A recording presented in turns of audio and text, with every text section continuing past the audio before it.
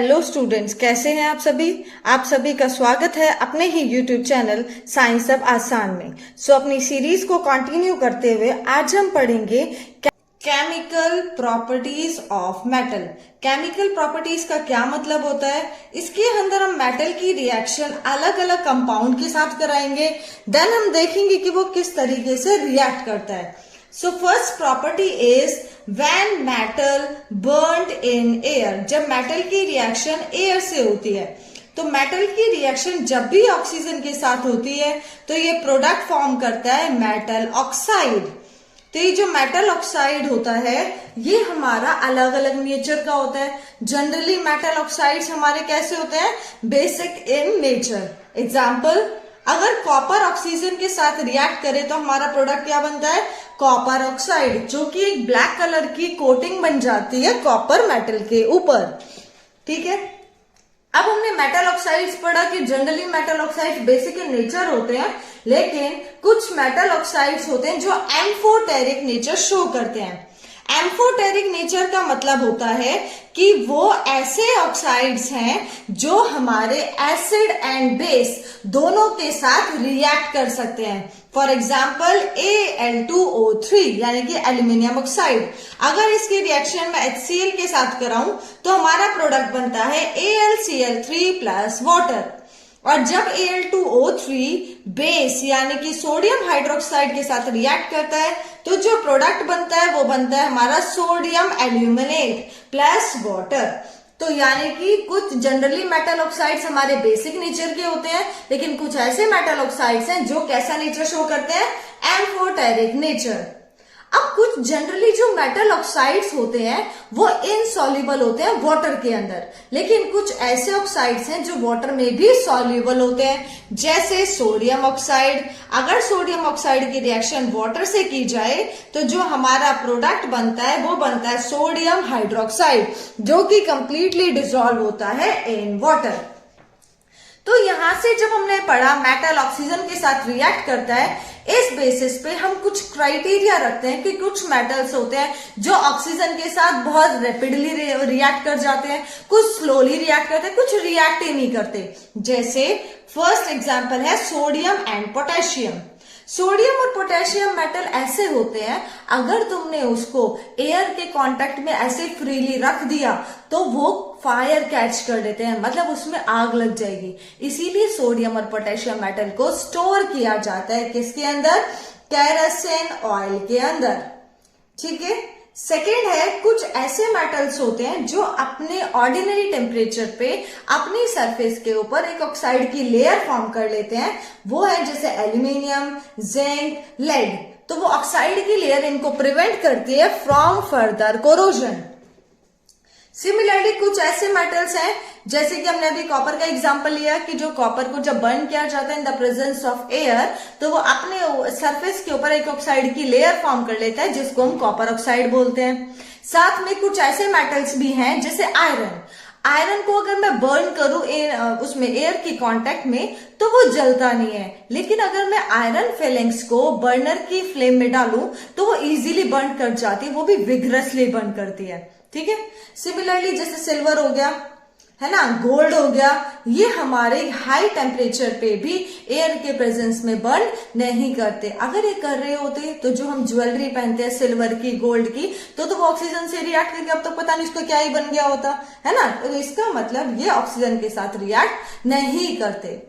अब एक another concept आता है, दैट इज एनोडाइजिंग। एनोडाइजिंग का मतलब होता है किसी मेटल की सरफेस के ऊपर थिक ऑक्साइड की लेयर बन जाए, वो भी किस मेटल की? Thick oxide layer of aluminium. अगर एल्यूमिनियम की थिक ऑक्साइड की लेयर बन जाए सरफेस के ऊपर, उस प्रोसेस को हम क्या बोलते हैं? एनोडाइजिंग। तो आई होप आपको फर्स्ट केमिकल प्रॉपर्टी क्लियर हो गई होगी जो भी हमने मेटल्स की पढ़ी। Now second chemical property, when metal reacts with water। तो यानी कि अगर मैं मेटल की रिएक्शन वाटर के साथ कराऊं तो हमारा क्या प्रोडक्ट बनेगा? सबसे पहले हमारा बनता है मेटल ऑक्साइड। मेटल ऑक्साइड के साथ में रिलीज होती है हाइड्रोजन गैस। फिर ये जो मेटल ऑक्साइड है, अगर इसकी रिएक्शन में फर्दर वाटर के साथ कराऊं तो हमारा प्रोडक्ट बनता है मेटल हाइड्रोक्साइड। अब मैं एग्जांपल देखिए, अब इसमें भी है, कुछ मेटल्स होते हैं जो कोल्ड वाटर के साथ रिएक्ट कर जाते हैं, कुछ मेटल्स होते हैं जिनको हॉट वाटर चाहिए रिएक्ट करने के लिए, एंड कुछ मेटल्स स्टीम के साथ रिएक्ट करते हैं, ना ही वो कोल्ड के साथ रिएक्ट करते हैं ना ही वो हॉट वाटर के साथ रिएक्ट करते हैं। तो हम तीनों को एक्सप्लेन करेंगे अभी वन बाय वन, जिसमें हमारा फर्स्ट है सोडियम एंड पोटेशियम। हम बार बार बोल रहे हैं sodium and potassium are the most reactive metals. ये कोल्ड वाटर के साथ भी रिएक्ट कर जाते हैं एंड ये रिएक्ट करके हमारा बनाते हैं सोडियम हाइड्रोक्साइड या फिर potassium hydroxide plus hydrogen gas. And ये साथ में इतनी ज्यादा हीट इवॉल्व करते हैं कि ये रिएक्शन इतनी ज्यादा एक्सोथर्मिक होती है कि जो हाइड्रोजन गैस है वो इस हीट की प्रेजेंस में फायर कैच कर लेती है बहुत इजीली। ठीक है, अब साथ में कुछ ऐसे मेटल्स भी है जैसे कैल्शियम। कैल्शियम को अगर मैं कोल्ड वाटर के साथ रिएक्ट कराऊं तो हमारा जो प्रोडक्ट बनता है calcium hydroxide plus hydrogen gas. लेकिन यहाँ पे हीट उतनी ज्यादा इवॉल्व नहीं होती और हाइड्रोजन गैस इसलिए फायर कैच नहीं करती, मतलब ये रिएक्शन थोड़ी सी लेस वायलेंट होती है। ठीक है, अब यहाँ पे कंसेप्ट आता है, जब भी मैं कैल्शियम को कोल्ड वाटर के अंदर डालूं तो कैल्शियम फ्लोट करना शुरू कर देता है, मतलब तैरना शुरू कर देता है। वो तैरता क्यों है? क्योंकि हाइड्रोजन गैस के बबल्स फॉर्म हुए। ये जो हाइड्रोजन गैस के बबल्स हैं वो हेल्प करते हैं कैल्शियम मेटल को फ्लोट करने में।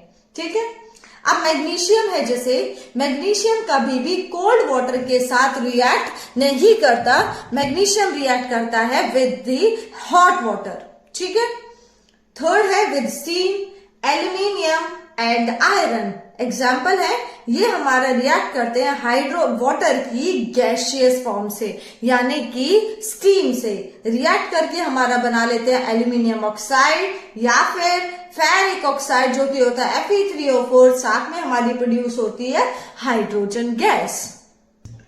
नाउ हम पढ़ेंगे third chemical property, that is when metal reacts with acid. Metal जब भी एसिड के साथ रिएक्ट करते हैं वो हमारा प्रोड्यूस करते हैं salt plus hydrogen gas.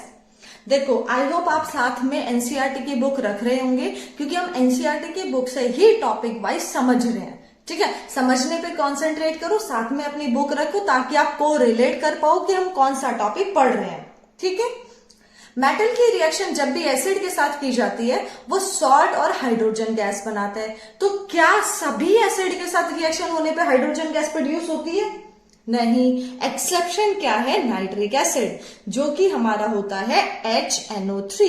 HNO3 की रिएक्शन जब भी मेटल के साथ होती है तो ये जो हाइड्रोजन गैस प्रोड्यूस होती है, इस हाइड्रोजन गैस को प्रोड्यूस होते ही ये इसकी ऑक्सीडेशन करवा देता है और यहां से हमारा वाटर बन जाता है। क्योंकि जो नाइट्रिक एसिड होता है वो स्ट्रॉन्ग ऑक्सीडाइजिंग एजेंट होता है, जिसकी वजह से ये दूसरों का ऑक्सीडेशन करने में बहुत सक्षम होता है और खुद का क्या कर देता है? रिडक्शन। खुद का रिडक्शन करके ये अलग टाइप की गैसेस बना लेता है नाइट्रोजन की, जैसे N2O, NO, NO2 एटसेट्रा। ठीक है, अब एक कंसेप्ट आता है एक्वा रिजिया। आप सबने पढ़ा सुना होगा कि जब हमारी ज्वेलरी होती है, जैसे गोल्ड की ज्वेलरी है, काफी पुरानी हो जाए तो गोल्ड स्मिथ के पास जाते हैं, ये सुनार के पास जाते हैं और उस ज्वेलरी से हम बोलते हैं नहीं, हमें इस ज्वेलरी का यूज करके कोई नई ज्वेलरी बना के दो। तो इसका मतलब वो सुनार उस गोल्ड को डिसॉल्व करेगा। अब वो डिसॉल्व करेगा कौन से सॉल्यूशन के अंदर? वो डिसॉल्व करता है एक्वा रिजिया के अंदर। ये जो एक्वा रिजिया होता है ये एक्चुअली में सॉल्यूशन होता है कंसंट्रेटेड हाइड्रोक्लोरिक एसिड एंड साथ में कंसंट्रेटेड नाइट्रिक एसिड का इन द रेशियो ऑफ 3:1। ये इतना ज्यादा कोरोसिव एंड फ्यूमिंग लिक्विड होता है कि इजीली डिसॉल्व कर सकता है किस किस को? गोल्ड को भी as well as platinum metal को भी, जो कि बहुत ज्यादा हार्डेस्ट सब्सटेंस होता है। ठीक है, now next when metal, next chemical property, कोई भी मेटल है, मैंने मान लिया A, जब वो रिएक्ट करता है salt solution of B metal तो हमारा जनरली प्रोडक्ट बनता है metal B plus salt solution of metal A। ठीक है, तो अब इसको पढ़ने के लिए मैं एक एग्जांपल लूंगी। अभी आपने डिस्प्लेसमेंट रिएक्शन पढ़ी होगी इन चैप्टर नंबर 1, जिसके अंदर हमने पढ़ा था जो जितना ज्यादा रिएक्टिव मेटल होता है वो डिस्प्लेस कर देता है लो रिएक्टिव मेटल को उसकी पोजीशन से, है ना। तो वही चीज है। देखो अगर मैं एग्जांपल लू, एक हमारे पास है आयरन की नेल, उसको मैंने रखा कॉपर सल्फेट के सॉल्यूशन के अंदर, तो हमारा क्या प्रोडक्ट बनेगा? डिस्प्लेसमेंट हो जाएगी। आयरन कॉपर को यहां से डिस्प्लेस कर देगा, प्रोडक्ट बनेगा FeSO4 प्लस Cu। ठीक है। अब मैंने सेकंड केस लिया जिसमें मैंने कॉपर वायर ली, उसकी रिएक्शन फेरस सल्फेट के सॉल्यूशन से कराई। तो आप थोड़ा सा सोचिए इसमें क्या होगा। कुछ सोच रहे होंगे कॉपर डिस्प्लेस कर देगा आयरन को, लेकिन ऐसा नहीं होता, इसमें कोई भी रिएक्शन नहीं होती। क्यों? क्योंकि कॉपर मेटल लेस रिएक्टिव होता है एज कंपेयर टू आयरन के। अगर ये मोर रिएक्टिव होता तो ये इसको डिस्प्लेस कर देता, है ना, लेकिन अभी इसको डिस्प्लेस नहीं कर पाएगा। तो यहाँ पे कंसेप्ट आता है रिएक्टिविटी सीरीज का। ठीक है। तो रिएक्टिविटी सीरीज क्या है? एक सीरीज है मेटल्स की जिसमें हमने सारे मेटल्स को अरेंज किया हुआ है on the basis of their reactivity. तो जैसे एग्जांपल है हमारा sodium, potassium, calcium, magnesium, aluminium, ये आपके एनसीईआरटी बुक में सीरीज दे रखी है। इस सीरीज में जो हमने अरेंज किया हुआ है मेटल्स को, वो किया हुआ है on the basis of their reactivity series. ठीक है। इस रिएक्टिविटी सीरीज में यानी कि जब हम पोटेशियम से नीचे जाते जाएंगे तो हमारी रिएक्टिविटी कम होती जाएगी। ठीक है। तो अब इस सीरीज में देखो आयरन है हमारा यहाँ पे, कॉपर है यहाँ पे, तो मोर रिएक्टिव कौन है? आयरन। कॉपर तो लेस रिएक्टिव है, इसीलिए कॉपर इसको डिस्प्लेस यहां से नहीं कर पाया। ठीक है। तो आई होप आपको रिएक्टिविटी सीरीज का कंसेप्ट समझ आ गया होगा। अब हम एक लास्ट कंसेप्ट पढ़ते हैं जिसमें हम ये पढ़ेंगे कि मेटल्स एंड नॉन मेटल्स आपस में रिएक्ट करते कैसे हैं। उसके लिए एग्जांपल लीजिए, मैंने लिया अगर सोडियम क्लोराइड का, तो ये जो सोडियम क्लोराइड है जिसमें हमारा क्या हो गया, सोडियम है मेटल, क्लोरीन है हमारी गैस जो कि नॉन मेटल होती है। ठीक है। अब इन दोनों से कंपाउंड ये बना कैसे? सबसे पहले इसके लिए आपको 20 तक एटॉमिक नंबर्स पता होने चाहिए। आई होप आपको पता होंगे, तभी हम ये कंपाउंड्स को अच्छे से समझ पाएंगे।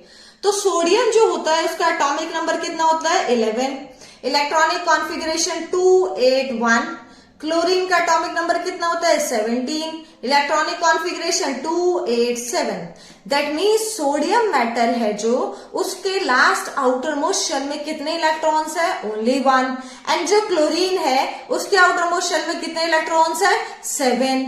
तो आपको ये पता होगा जो भी मेटल, नॉन मेटल या कोई भी चीज है, वो स्टेबल होने के लिए उसके आउटर मोस्ट शेल में उसका ऑक्टेट कंप्लीट होना चाहिए। दैट मीन्स उसमें 8 इलेक्ट्रॉन्स होने चाहिए।